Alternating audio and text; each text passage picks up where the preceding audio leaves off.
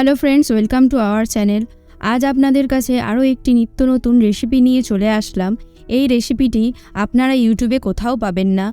রাত্রের খেয়ে বেঁচে থাকা অতিরিক্ত মাছ দিয়ে আমরা এই রেসিপিটি বানিয়ে ফেলব।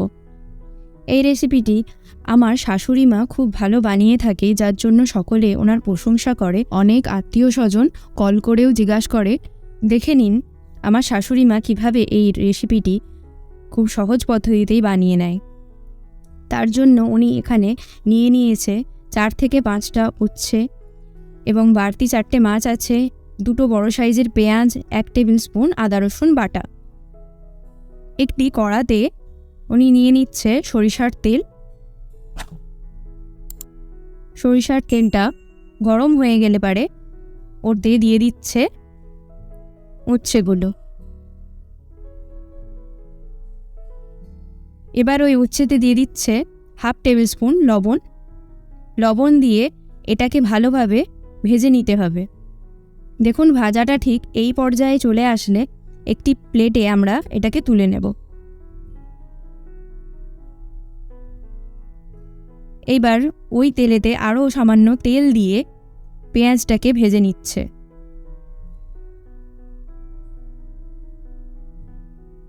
পেঁয়াজটাকে এইভাবে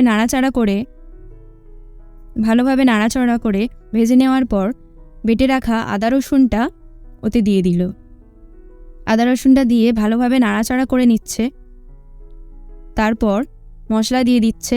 এখানে দিচ্ছে 1 টেবিল স্পুন হলুদ গুঁড়ো ও 1 টেবিল স্পুন লঙ্কা গুঁড়ো। মশলাগুলো দিয়ে পেঁয়াজটাকে আরও একটু ভালোভাবে নাড়াচাড়া করে বাড়তি মাছগুলো এতে দিয়ে দিল। বাড়তি মাছগুলো দেওয়ার পর এটাকে ভালোভাবে নাড়াচাড়া করে নিতে হবে। নাড়াচাড়া করিয়ে এগুলোকে ভেঙে নিয়ে ওতে থাকা বড় কাঁটাগুলো এইভাবে ফেলে দিতে হবে। দেখুন সব কাঁটাগুলো ফেলে দিয়েছে। ফেলে দেওয়ার পর এটাকে ভালোভাবে নাড়াচাড়া করে এতে দিয়ে দিচ্ছে ভেজে রাখা উচ্ছেগুলো দেওয়ার পর আবারও ভালোভাবে কষিয়ে নিতে হবে। যতটা বেশিক্ষণ ধরে কষানো হবে ততই কিন্তু খেতে দারুণ হবে। কষানো হয়ে গেলে পারে এতে দিয়ে দিচ্ছে 1 কাপ পরিমাণ জল। জলটা দিয়ে নাড়াচাড়া করে এতে দিয়ে দিচ্ছে আগে থেকে রোস্ট করে রাখা ধনে জিরে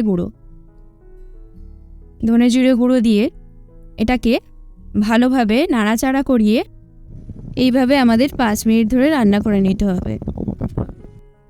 এইভাবে জল শুকনো হয়ে যাওয়া পর্যন্ত নাড়াচাড়া করে আমরা এটাকে রান্না করে নিলাম। দেখুন আমাদের এই রেসিপিটি একদম তৈরি। এবারে আমরা এটিকে একটি প্লেটে ঢেলে সার্ভ করে নেব। আপনারা অবশ্যই এটিকে বাড়িতে ট্রাই করবেন। অনেকে এটাকে মাছ মাংস ছেড়ে খেতে চাইবে। ধন্যবাদ আমাদের পুরো রেসিপিটি দেখার জন্য।